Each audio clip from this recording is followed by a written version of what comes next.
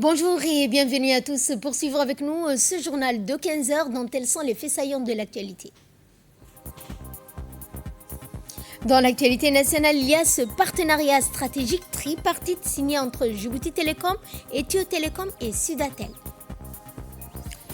Dans l'actualité internationale, l'OMS indique que 5 Palestiniens ont été autorisés à quitter Gaza pour des soins après la rouverture partielle du point de passage de Rafah. C'était les titres place au développement de ce journal et nous allons à Tadjoura dans la continuité de la Semaine nationale de la solidarité. La ministre des Affaires sociales et des Solidarités, Olouf Ismaël Abdo, a inauguré hier, mardi, un nouveau dispositif de stockage stratégique à Tadjoura.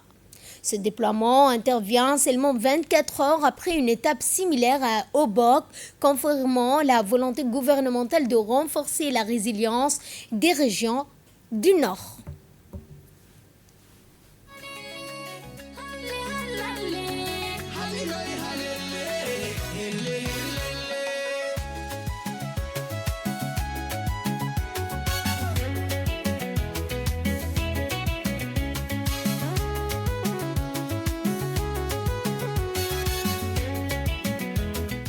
Après Obok hier, c'est au tour, donc avant-hier, c'est la ville blanche qui a accueilli ce dispositif crucial. Ce stock stratégique de proximité n'est pas qu'un simple entrepôt, c'est un levier de réactivité en cas de crise alimentaire ou de catastrophe naturelle.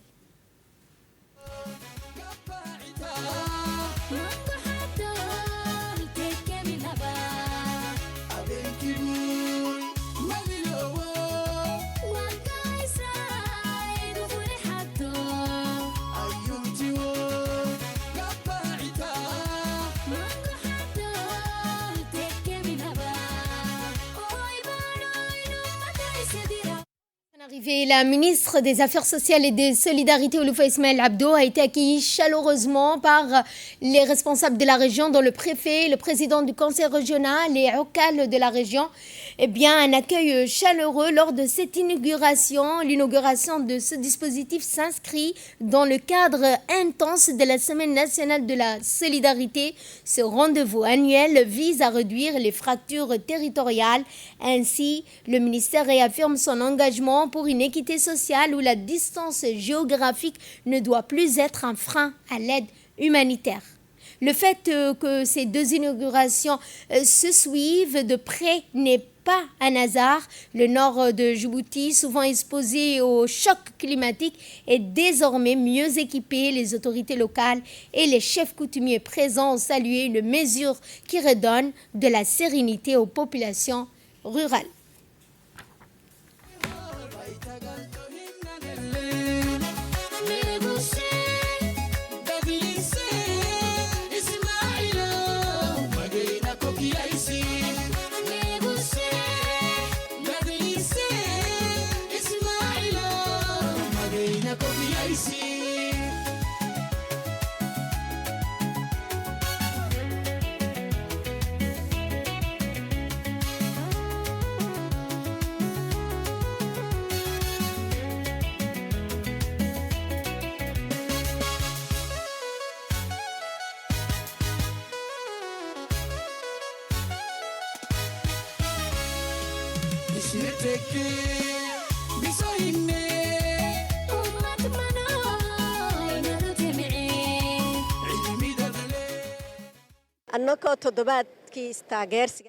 Ensuite, dans une intervention, la secrétaire générale du ministère des Affaires sociales et des Solidarités, Amina Ahmed Ouarsama, a rappelé que ce stock stratégique de proximité n'est pas une infrastructure isolée, il s'inscrit dans une vision globale de décentralisation et d'aide sociale. Le principe est simple mais vital, la proximité est le gage de l'efficacité. Désormais, Tadjoura dispose de son propre levier en réponse au choc, qu'il soit climatique, économique, social. L'État est déjà là, sur place, prêt à agir. Ensuite, et toujours dans le même site, la ministre Olouf Ismaël Abdo a présidé une rencontre de proximité avec les communautés du secteur. Objectif étant de vulgariser le concept de stratégie de proximité. Il ne s'agit pas d'un simple entrepôt, mais d'un levier de résilience face aux chocs alimentaires et aux fluctuations des prix. L'événement, qui s'est tenu en présence des autorités locales, visait à lever le voile sur un concept clé de la politique sociale actuelle. Loin d'être une simple infrastructure de stockage, le stock stratégique de proximité se définit comme un véritable levier de résilience face à l'instabilité des marchés mondiaux et aux aléas climatiques. Ce dispositif permet d'anticiper les chocs alimentaires en garantissant ainsi une disponibilité immédiate des produits de première nécessité, de stabiliser les prix pour protéger le pouvoir d'achat des ménages les plus vulnérables. En s'adressant directement à leurs compatriotes, les officiels ont réaffirmé la volonté de l'État d'agir au plus près des terrains, transformant ainsi la gestion de crise en une stratégie de solidarité locale.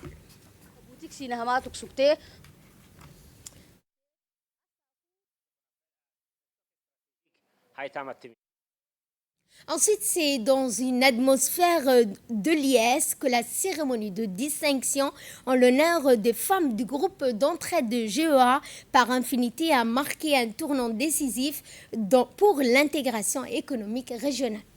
Année par le ministère des Affaires sociales. Aujourd'hui, donc à Tadjoura, la ministre a inauguré le stock stratégique de proximité ici dans la ville de Tadjoura. Et par la suite, nous nous sommes dirigés vers l'hôtel Gadilé où la ministre a rencontré le groupement des femmes issues des groupements GEA, le groupement d'entraide par affinité ici à l'hôtel Resort Gadilé.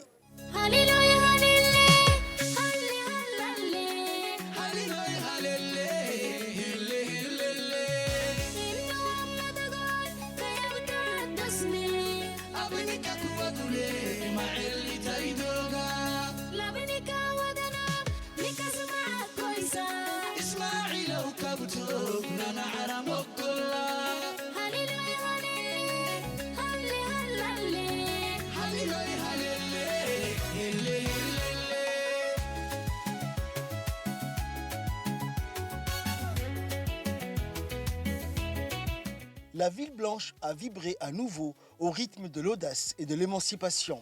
En effet, c'est dans une atmosphère de liesse que la cérémonie de distinction en l'honneur des femmes des groupements d'entraide par affinité GEA a marqué un tournant décisif pour l'intégration économique régionale.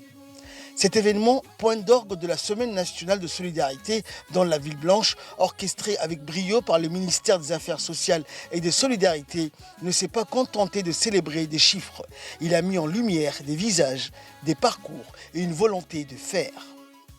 La cérémonie a bénéficié d'une aura exceptionnelle grâce à la présence des plus hautes autorités de la région. La participation de Son Altesse, le sultan Ali Habib, gardien des traditions et garant de la cohésion sociale, aux côtés des autorités régionales de Tadjoura, le préfet Mohamed Ahmed Abbas et le président du conseil régional Omar Hussein, des honorables parlementaires Oumma Mohamed Hamid et Abdallah Sultan, a souligné l'importance systémique de cette initiative. Cette journée a été une véritable reconnaissance institutionnelle du rôle moteur que jouent les femmes dans la stabilité financière des foyers et le dynamisme du tissu économique local.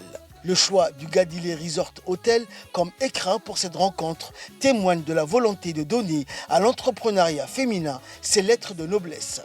Entre les discours inspirants et la ferveur des groupes GEA venus en nombre, Tadjoura a envoyé un message clair au reste du pays. Le développement passera par les mains des femmes.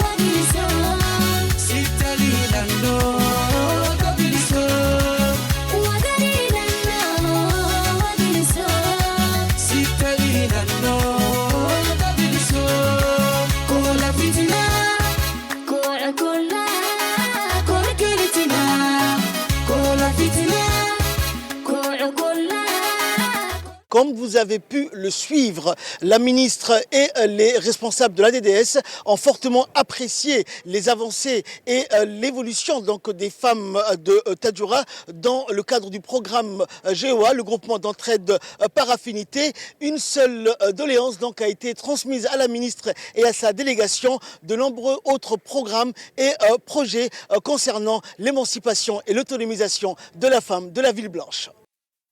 Et place ces fois donc au témoignage de ces femmes issues des GEOA. Elles ont indiqué successivement que ce qui n'était au départ qu'un groupement de femmes volontaires soudées par des infinités et une vision commune est devenu aujourd'hui un modèle de structure formelle. Le programme GEOA a prouvé que la solidarité n'est pas seulement une valeur sociale, mais c'est un puissant moteur économique. Le passage au statut de comité de gestion économique officialisé par la remise des agréments marque la reconnaissance institutionnelle de leur travail acharné. Ces femmes ne sont plus seulement des bénéficiaires, elles sont désormais des gestionnaires certifiés, actrices centrales du développement de leur secteur. Derrière chaque femme se cache une histoire de sacrifice et de discipline grâce à l'épargne solidaire et à une gestion rigoureuse. Ces femmes et ces groupements donc ont su transformer ces petites ressources en investissements porteurs donc de maîtrise des outils de gestion et de prise de décision collective. Entre interventions, donc, c'est celle de Madame Mariam Kako, coordinatrice de ce projet. Elle a indiqué donc que ce comité de gestion communautaire et représentante de l'UNFD à Djibouti, Mariam Kako, a salué la résilience de l'organisation des GEOA. Ces groupements sont le levier financier communautaire qui permettent aux femmes d'accéder à un capital sans passer par les banques traditionnelles, de financer les micro-activités, de renforcer également la solidarité sociale entre les membres. Cette initiative, a-t-elle rappelé, montre que la lutte contre la pauvreté passe par l'inclusion financière des femmes. En soutenant les GEOA, Madame Mariam Kako réaffirme que les femmes djiboutiennes ne sont pas seulement bénéficiaires, mais les véritables moteurs de l'économie du pays. Et l'intervention que nous vous proposons de suivre cette fois, c'est celle du directeur général de la DDS. Nous sommes extrêmement heureux de fêter avec vous. Le concept de GEA, il y a deux notions. D'abord, c'est la solidarité, l'entraide. Et aujourd'hui, vous avez vu deux témoignages. Medina, qui a aidé ses frères. Et Medina, ce n'est pas seulement Tadjoura qui est fier de toi, c'est tout le pays qui est fier de toi.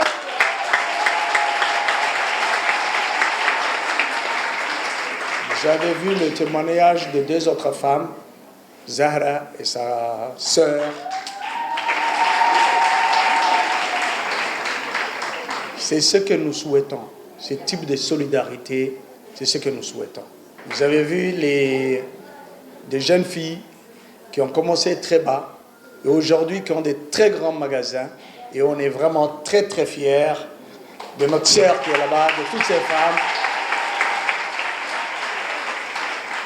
La première dame, son Excellence Khadra Mohamed Haïd, me disait lors du lancement de la Semaine de la Solidarité, il faut croire aux femmes. Il faut croire aux femmes. Aujourd'hui, vous avez démontré qu'elle avait absolument raison de croire en vous. Il faut développer le GA partout. Nous sommes extrêmement fiers de vous et nous voulons que vous allez encore plus loin. Nous voulons que vous deveniez des chercheurs. Je veux que les femmes de Kalaf et Sagalou ne soient plus considérées comme des femmes du rural. Il faut qu'on soit très fiers aussi de ces femmes-là. Et quant à la députée de la région de Tadjoura, Mme Oumma Mohamed Hamid n'a pas caché son émotion dans une intervention marquée. Elle s'est dite fière et honorée de s'associer à cette célébration du mérite féminin. L'élu a longuement tenu à féliciter le parcours exemplaire de ces femmes, soulignant que leur réussite n'est pas le fruit du hasard, mais celui de la détermination sans faille. Pour l'honorable député, ces groupements GEA représentent bien plus qu'une simple initiative économique. Ils sont le cœur battant de la résilience sociale dans la région. Enfin, l'honorable Oumma Mohamed Hamid a rappelé que cette réussite collective prouve que lorsque les femmes s'unissent, elles deviennent le moteur principal du développement de leur nation. Et suivant cette fois les interventions respectives, tout d'abord du président du conseil régional, suivi de celle du préfet. Le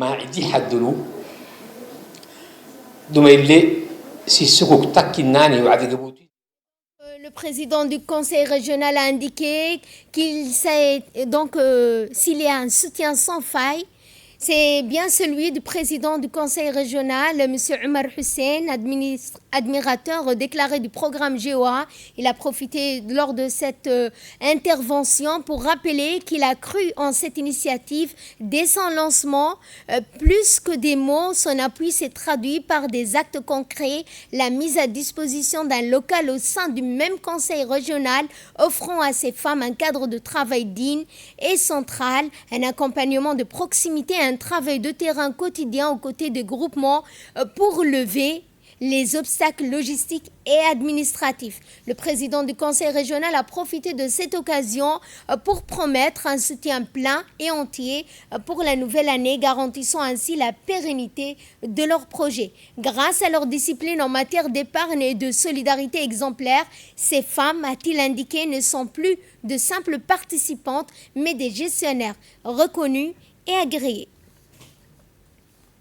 Suivant cette fois l'intervention du président du préfet de la région de Tadjoura, M. Mohamed Hamid Abbas. Stratégique dans les régions.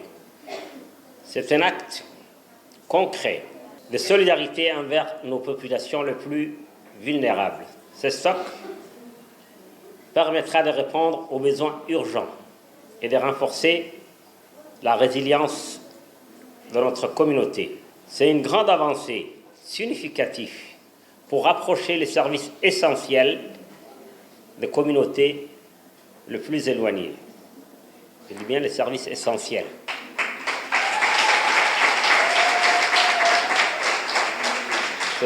C'est-à-dire les infrastructures de base et les conditions de vie. Cette évaluation permettra de mieux cibler les besoins et d'adapter les stratégies pour renforcer l'autonomisation des communautés. Les caisses de solidarité et les infrastructures sociales sont des leviers importants pour améliorer les conditions de vie. La proximité, c'est la clé pour une solidarité efficace et durable. Et pour clore la série des interventions, nous vous proposons de suivre le discours de la ministre des Affaires sociales et des Solidarités, Mme Loufa Ismail Abdou. عرايويني أبيتيني كل سلقة دقيقة كل سنة يتنعكو أيامه تقولي شعبك فن أماتم رفويو هيتا. Cette semaine est avant tout l'expression concrète de la vision sociale de son Excellence Ismaïl Omar Guelleh, qui a placé l'humain, la dignité et la protection des plus vulnérables au cœur de l'action publique. Vraiment, merci beaucoup à notre cher président. Sous son impulsion, la politique sociale de notre pays ne se limite pas à l'assistance, elle vise la résilience, l'autonomisation et l'égalité des chances sur l'ensemble du territoire national. À Tadjoura, cette vision présidentielle se traduit par des actions tangibles, structurantes et durables.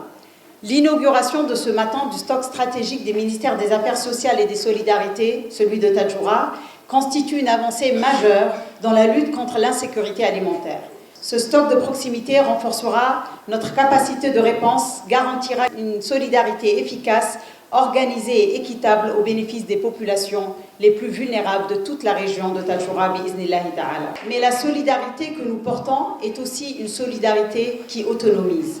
Je tiens à saluer tout particulièrement les femmes membres des CGC, les bénéficiaires des CREC et celles engagées dans les GEA, trois dynamiques complémentaires qui, chacune à leur manière, contribuent au développement local par l'engagement, le courage et la détermination des femmes de la région de Tadjoura. Bravo à vous. Aux côtés de ces femmes, l'Union nationale des femmes de Djibouti, présidée par notre chère mère Hajia Khadra Mahmoud Haïd, première dame et présidente de l'Union nationale des femmes de Djibouti, qui œuvre à l'autonomisation économique des femmes à travers le soutien aux activités génératrices de revenus qu'on appelle les AGR, plaçant l'émancipation féminine au cœur de la lutte contre la pauvreté. C'est elle qui a dit cette phrase culte qui est dans les mémoires de toute femme djiboutienne: quand la femme est active, la pauvreté est passive. Aux femmes des CGC de Tadjoura, l'attestation que nous vous remettrons aujourd'hui incarne ce lien vivant entre le gouvernement, l'UNFD et vos communautés. Vous démontrez par votre action que la mobilisation communautaire est un véritable moteur du changement social. En cette semaine nationale de la solidarité, renouvelons ensemble notre engagement à ne laisser personne de côté, de renforcer la cohésion sociale et à bâtir une société plus juste, plus inclusive et plus solidaire, telle que l'a rêvé le président de la République, Al-Hajj Ismail Omar Guelleh, à Tadjoura, comme partout dans notre pays, le ministère des Affaires sociales et des Solidarités, ainsi que son agence d'exécution, l'agence djiboutienne de développement social, resteront pleinement mobilisés pour traduire la vision du président de la République en résultats concrets, mesurables et durables. Permettez-moi d'exprimer vraiment ici un sentiment qui m'a vraiment émue en voyant les témoignages des femmes qui se sont exprimées. C'est une jeune fille qui a perdu sa mère, orpheline de mère, et qui avait en charge ses frères et sœurs. Aujourd'hui, Medina vraiment exprime la vraie solidarité qui est ancrée dans notre religion, dans l'islam. Elle, aujourd'hui, nous témoigne et nous apprend ce que c'est que la solidarité. Sans rien pour démarrer, mais elle a démontré un grand cœur. Et si aujourd'hui je peux lui offrir quelque chose, devant vous tous, j'aimerais offrir un bajaj supplémentaire à Medina pour qu'il puisse l'aider. Moumina Abdallah, à elle aussi, le ministère des Affaires sociales et des Solidarités, comme elles sont cherchées, elles ramènent des produits agricoles. On leur offre un bajaj de transport également. Et place cette fois à cette cérémonie de remise de certificats et agréments aux femmes issues des groupes GEA. Le modèle GEA prouve une fois de plus son efficacité en favorisant l'autogestion et la solidarité financière. Ces groupements transforment des épargnes modestes en levier de croissance.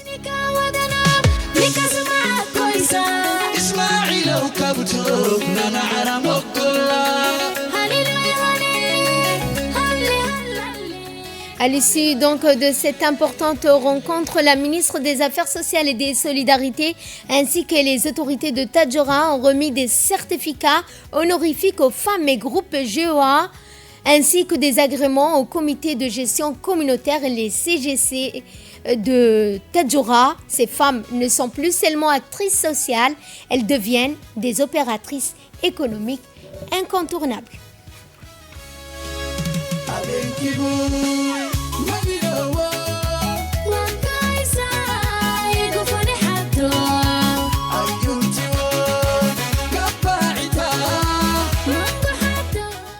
Rappelons donc, et nous allons à Jeddah en Arabie Saoudite, où Djibouti renforce son partenariat avec la Banque islamique de développement.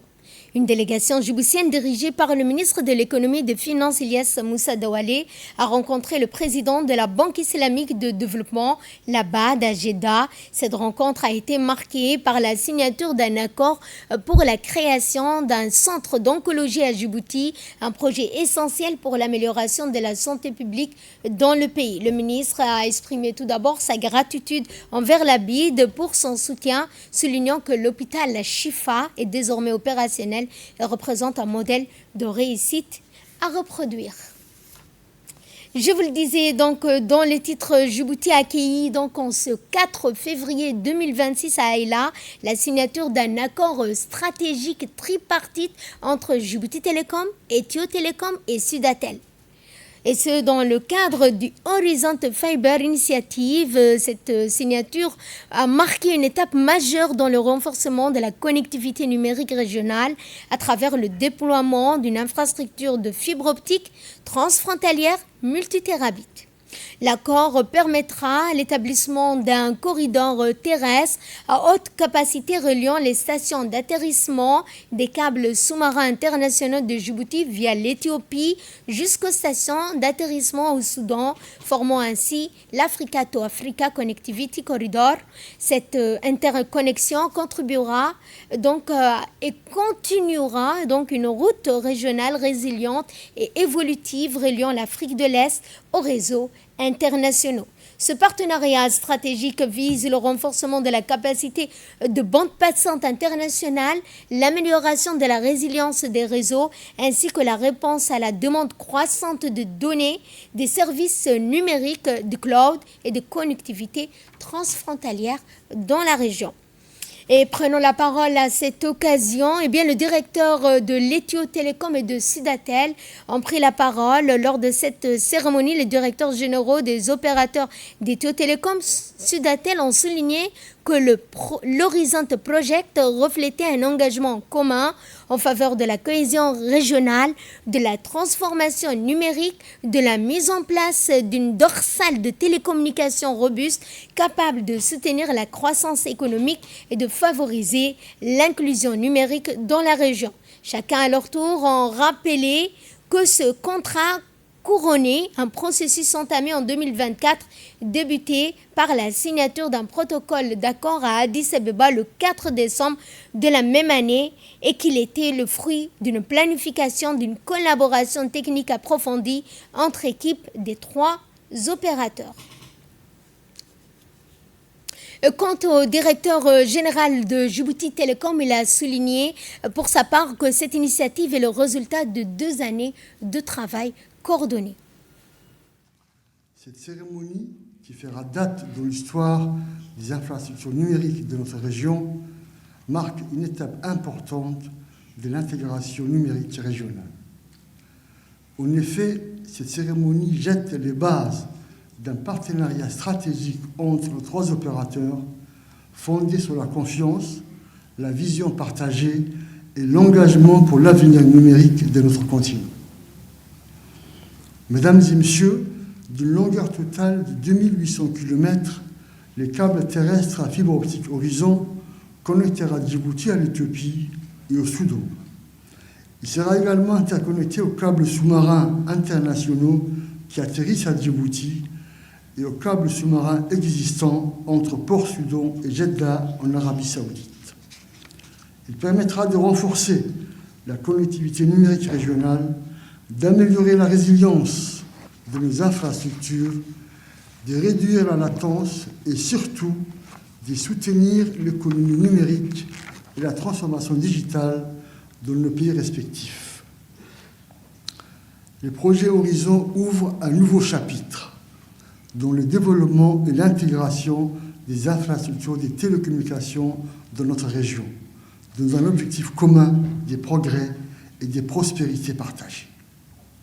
Cette initiative démontre notre capacité à bâtir ensemble des infrastructures stratégiques de classe mondiale, de renforcer notre souveraineté numérique et d'affirmer notre rôle sur la scène mondiale. Mesdames et messieurs, aujourd'hui, nous affirmons notre capacité collective à anticiper le défi des demain, à coopérer au-delà des frontières et à bâtir ensemble des solutions durables pour les générations futures. Donc je tenais à remercier chaleureusement l'ensemble de nos partenaires pour la qualité de notre collaboration ainsi que nos équipes respectives dont l'engagement et le professionnalisme ont rendu possible ces projets. Et dans une interview, le directeur général de Djibouti Telecom, M. Mohamed Assouébou, s'est exprimé sur l'aspect technique du Horizon Project ainsi que sur la position stratégique de Djibouti dans le corridor numérique régional.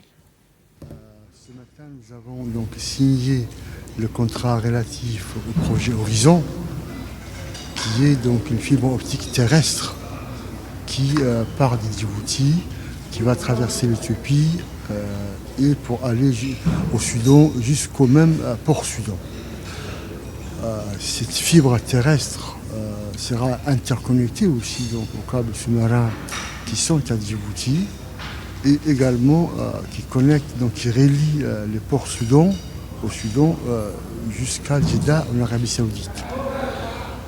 Cette initiative est une initiative qui répond aujourd'hui à une problématique fondamentale, la sécurité des infrastructures sous-marines. Aujourd'hui, comme vous le savez, il y a une crise en mer Rouge, dans le détroit de Bab el-Mandeb, et les câbles sous-marins constituent aujourd'hui une infrastructure essentielle pour le trafic Internet entre l'Asie, le Moyen-Orient, l'Afrique et l'Europe. Suite à plusieurs coupures qu'il y a eu en mer Rouge, l'idée qu'on a donc lancée entre Djibouti Telecom, Sudatel et Telecom, c'était de trouver une solution alternative justement au passage des câbles sous-marins en mer Rouge. Donc c'est pour cela qu'on s'est réunis en décembre 2024 pour signer déjà les MOU, le mémorandum d'entente. Auparavant, il y a eu plusieurs discussions entre les trois opérateurs pour vraiment fixer le contour et les objectifs du projet.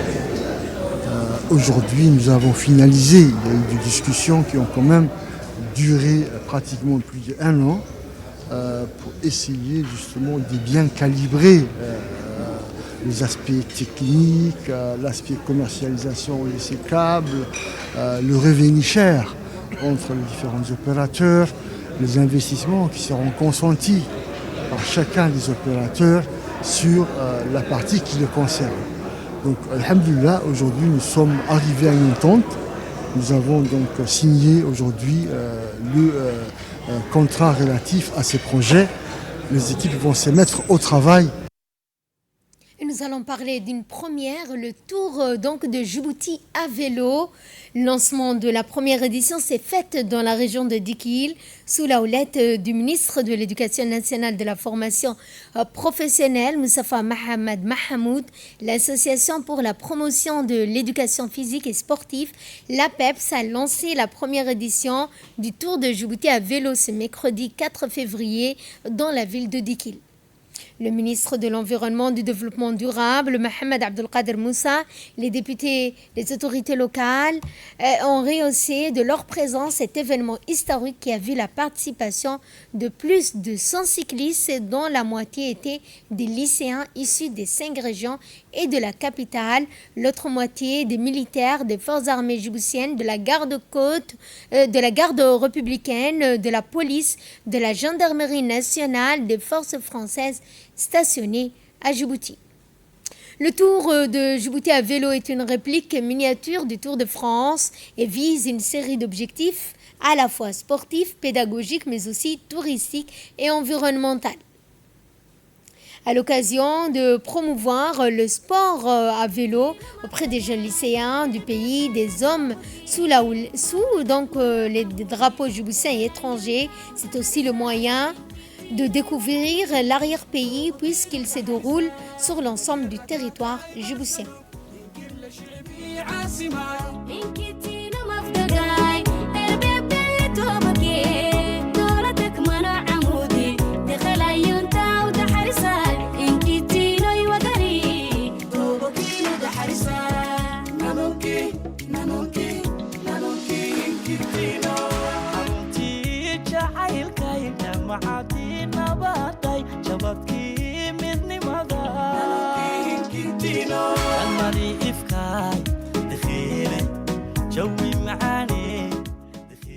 Organisé en une série de parcours qui vont sillonner l'ensemble du territoire du nord au sud du pays, les cyclistes vont à la découverte de plus petites localités comme Kantali, le lac Abbé, Assaïla, Assamon, Magdoul ou Godoria, etc. Les cyclistes découvrent également les passages des modes de vie rustiques en allant au plus près des populations locales initiées par la PEPS. Le Tour de Djibouti à vélo, organisé en partenariat avec la garde républicaine, jouit de soutien précieux du MENFOP et d'une série de sponsors, dont notamment les établissements Koubèche, Frataxi, Bébé Modis, la Poste de Djibouti, la garde républicaine, Rubis Énergique, l'Agence nationale de tourisme, la CNSS, le campement touristique de Gobaad ou la RTD. Le ministre Moustapha Mohamed Mahmoud et M. Mohamed Abdelkader Moussa, respectivement, donc ministre de l'Éducation et ministre de l'Environnement et du Développement durable, ont procédé au lancement officiel de ce tour de Djibouti.